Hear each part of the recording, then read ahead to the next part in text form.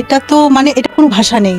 মানে আমি আমি বলবো আমি খুব লাকি যে মানে আমার হাজবেন্ড এত ভালো একটা মানুষ ছিলেন। আর বাবা হিসাবে তো মানে এটার আর কোনো ভাষাই নেই। সময় মানে তার ছেলে তখন কিন্তু রাহুল স্বামী আর রাহুল হয়নি। তো উনি যখন মারা যান তখন আমার বড় ছেলের 8 বছর বয়স, আর মেঝোটা যেটা রাতুল মারা গেছে, ওর তখন 4 বছর। আর ছোট যেটা রাহুল, ওর তখন 2 বছর।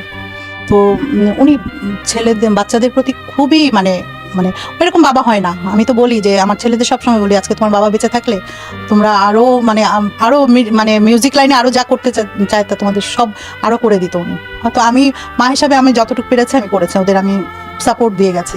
ওর বাবা থাকলে আরো বেশি ওরা গ্রোন আপ হতো। উনি আমাদের জন্য যথেষ্ট করে গেছেন, যথেষ্ট দিয়ে গেছেন, যেটা দিয়ে আমরা এখনো খুব ভালো আছি।